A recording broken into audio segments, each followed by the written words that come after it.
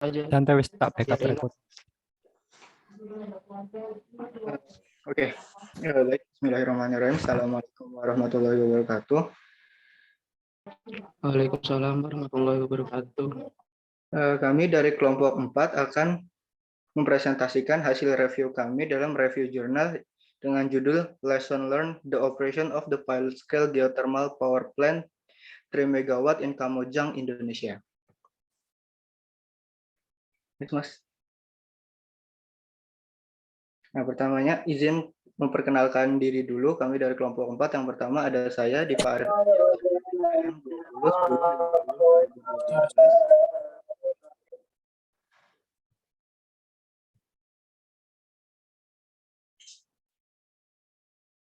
Selanjutnya ada Aditya Erwin Prakorso dengan NPM 20 10 50 20 31. Yang ketiga ada Ahmad Rifki Sulhan dengan NPM 20 10 50 2028. Kemudian ada Hafiz Ihsan Raihanuddin dengan NPM 20 10 50 2038. Dan yang terakhir ada Iqbal Setiawan dengan NPM 20 10 50 2034. Nah, nama jurnal yang akan kami review itu diambil dari jurnal Geothermics dengan judul Lesson Learned: The Operation of the Pilot Scale Geothermal Power Plant 3 MW Kamojang, Indonesia. Jurnal ini ditulis oleh Bambang Teguh Prasetyo, Suyanto, Cahyadi, Himawan, Sutrianto. Volume dari jurnal ini adalah volume 91 dengan nomor ISSN 102025. Jurnal ini diterbitkan pada Maret 2021 dan dipublis oleh Pergamon. Oke, yang pertama ada pendahuluan. Indonesia memiliki potensi sumber energi panas bumi yang melimpah dengan total potensi lebih dari 23,9 gigawatt dari entalpi rendah hingga tinggi yang tersebar di sepanjang jalur vulkanik dari pulau-pulau di wilayah Sumatera, Jawa, Bali, Nusa Tenggara Timur, Sulawesi hingga Maluku. Teknologi pembangkit listrik tenaga panas bumi atau PLTP merupakan salah satu teknologi energi terbarukan yang prospektif dan menjadi prioritas dalam pembangunan ketenaga listrikan di Indonesia saat ini. Badan Pengkajian dan Penerapan Teknologi atau BPPT memiliki pembangkit listrik tenaga panas bumi berskala pilot di Kamojang, Jawa Barat. Kamojang terletak kurang lebih 40 km sebelah selatan Kota Bandung, Provinsi Jawa Barat dengan suhu berkisar antara 15 sampai 20 derajat Celcius dengan curah hujan tahunan mencapai 2.885 mm. Oke, selanjutnya akan dijelaskan oleh Mas Adit.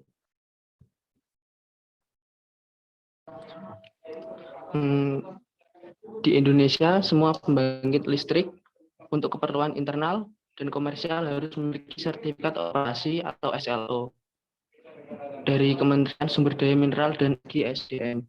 Pembangkit listrik harus memenuhi semua persyaratan SLO dalam aspek hukum, teknis, keamanan, keselamatan lingkungan. Tujuan dibukanya keandalan dan kinerja pembangkit sebagai persyaratan minimum uji reliabilitas SLO dengan menjalankan pembangkit selama lebih dari 3 kali 24 jam. Setelah itu, penelitian juga bertujuan untuk memantau getaran, benturan, dan suhu turbin generator untuk mengevaluasi keandalan dari pembangkit listrik. Next, Mas. Metodologi selanjutnya adalah metodologi. Metodologi pengujian yang dilakukan kali ini dimaksudkan untuk memenuhi persyaratan mendapatkan Certificate of Operation SLO dari Kementerian ESDM. SLO yang diusulkan adalah untuk operasi pada daya nominal 2 MW mengingat kapasitas yang terbatas.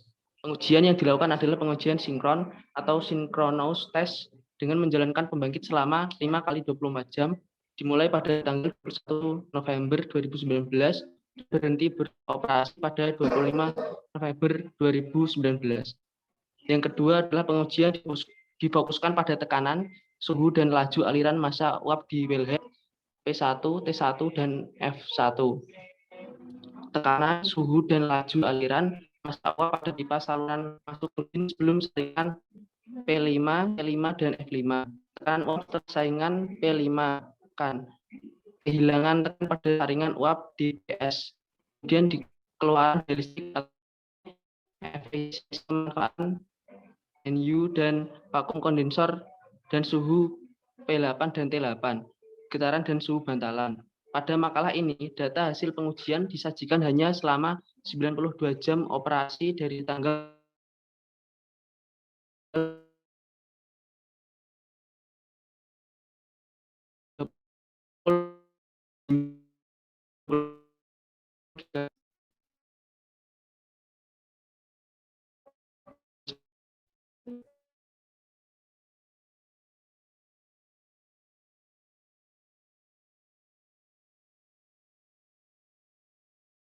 Sepertinya ada masalah sinyal dengan Mas Aditya, akan saya lanjutkan dulu.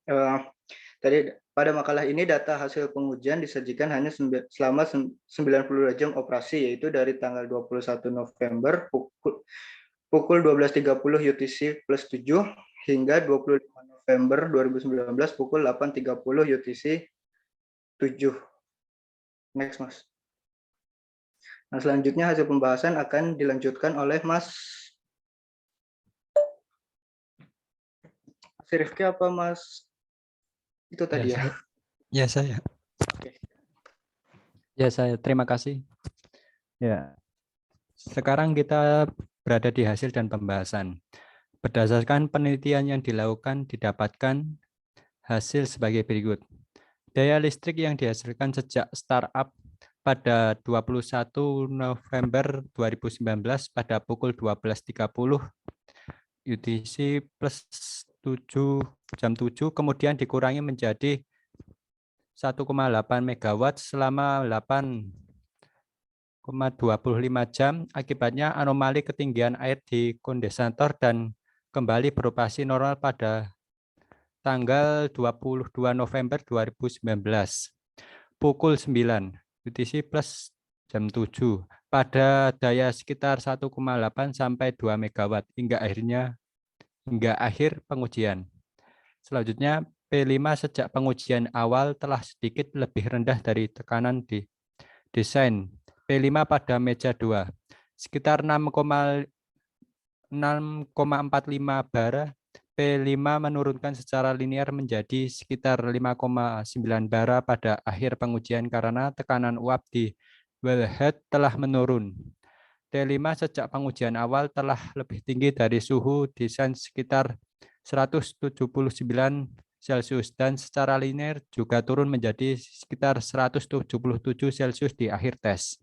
Selanjutnya, fluktuasi dari P5 relatif kecil sekitar 0,64% pada periode pembebanan diturunkan menjadi ketika daya listrik telah mencapai 1,8 sampai 2,2 megawatt. Fluktuasi P5 meningkat menjadi sekitar kurang lebih 5,7%, sedangkan T5 fluktuasi relatif rendah di sekitar kurang lebih 0,52%. Ada kehilangan tekanan di saringan uap DPS, penurunan tekanan melintasi saringan dengan pelambatan yang mengurangi penurunan entalpi selama ekspansi uap di turbin. Efeknya adalah konsumsi steam meningkat untuk menghasilkan daya yang sama. Next.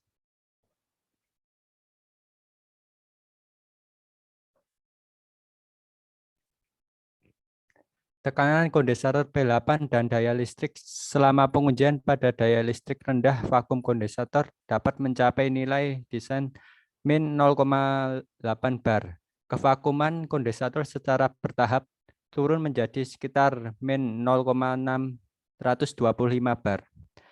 Ketika daya listrik meningkat menjadi 2 megawatt karena pendinginan kondensator, suhu air dari menara pendinginan meningkat. Kenaikan suhu air pendinginan disebabkan CT tidak mampu menangani peningkatan beban kondensator.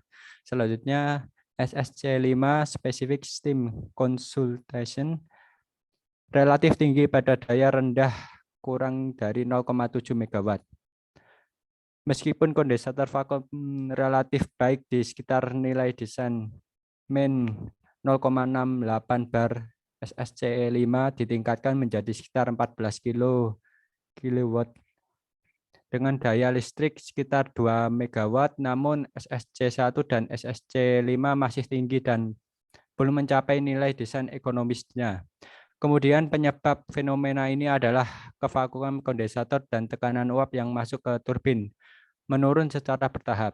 Selanjutnya, selama startup, efisiensi pemanfaatan relatif rendah pada 20-29%. Masih cukup baik. Namun masih cukup rendah jika dibandingkan dengan apa yang Pimpo nyatakan bahwa untuk pembangkit uap langsung berkisar antara 50 hingga 70%. Kinerja yang rendah dari sistem turbin generator ini sangat mempengaruhi efisiensi pemanfaatan yang rendah. Selanjutnya, 4 pengukuran suhu bantalan gearbox adalah tidak ditampilkan karena suhu relatif normal, stabil dan rendah, sekitar 45 sampai 50 Celcius. Baik, selanjutnya dilanjutkan oleh Mas Hafiz Ihsan. Ya, untuk selanjutnya, semua suhu bantalan relatif konstan selama pengujian dan masih di bawah batas maksimum yang diizinkan, yaitu 95 derajat Celcius. Suhu pada bantalan dorong agak aneh, karena relatif tinggi dibandingkan dengan termokopel di sisi lain dari bantalan yang sama, yang relatif rendah, sekitar 45 sampai 50 derajat Celcius. Suhu bantalan jurnal kedua turbin hilir dan hulu juga relatif normal dan rendah, sekitar 60 derajat Celcius. Pengamatan getaran pada turbin, gearbox, dan bantalan generator menunjukkan bahwa semua pengukuran masih di bawah nilai yang diizinkan, masing-masing 4 mm per second, 10 meter per second, dan 4 mm per second. Ditemukan perbedaan turbin T2V yang terkadang sedikit melewati 4 mm per second. Analisis spektrum getaran pada T2V menunjukkan bahwa penyebab getaran tinggi adalah ketidakseimbangan pada rotor.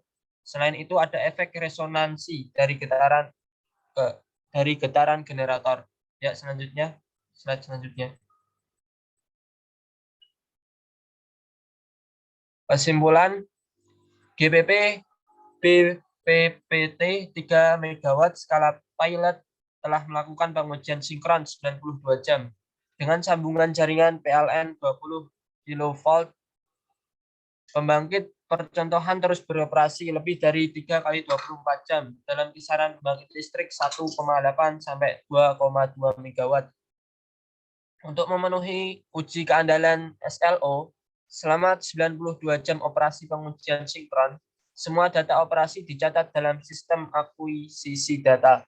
Efisiensi utilasi GPP adalah 29%. Hal tersebut cukup baik mengingat kondisi geofluida uap kering. Kinerja rendah dalam sistem turbin generator dapat secara signifikan mempengaruhi efisiensi pemanfaatan yang rendah. Konsumsi steam spesifik atau SSC mencapai 14 kilo per kWh.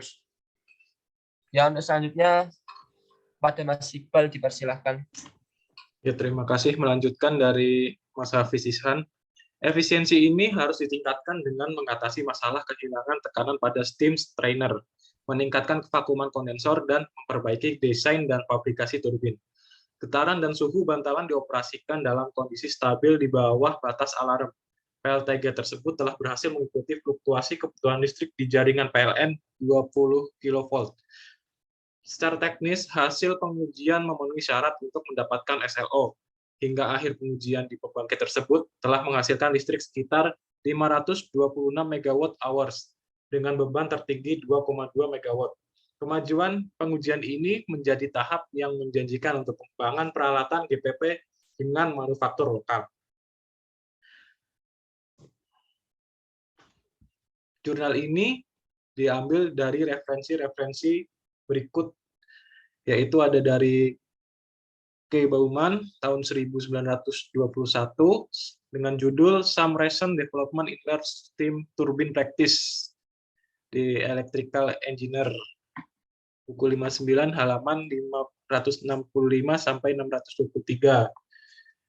Dengan terus selanjutnya penulis dari D.K. Bellman tahun 2007 dengan judul Power Plant Efficiency Working Document of the NPC Global Oil and Gas Study, dibuat tahun 2007 bulan Juli tanggal 18.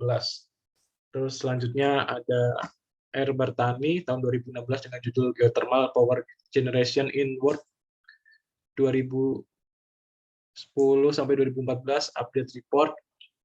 Terus ada dengan judul Chemical Process Equipment Selection and Design. Terus ada dengan judul Geothermal Power Plants Principles. Terus ada dengan judul Geothermal Power Plants Evolution and Performance Assessment. Terus ada dengan judul Evaluation of Steam Jet Ejectors. Terus ada dengan judul Standard Handbook of Power Plant Engineering.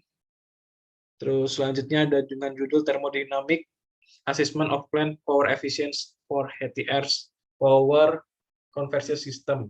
Terus selanjutnya ada Economic Comparison of a well-head geothermal power plant and a traditional one.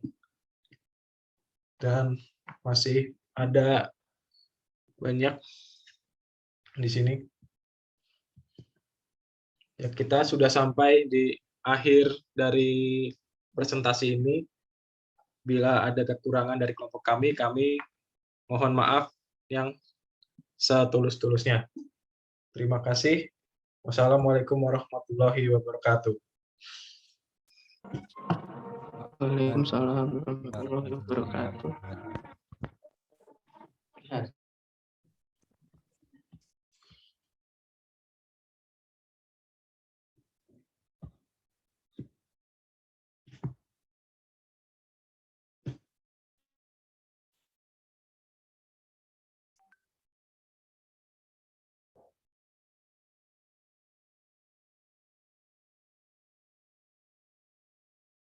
Ya, baik, sekian presentasi dari kami. Tadi sudah disampaikan, apabila ada kurangan kami mohon maaf. Wabillahi taufiq wal hidayah. Assalamualaikum warahmatullahi wabarakatuh. Untuk peserta bisa diizinkan untuk live dari room Zoom ini.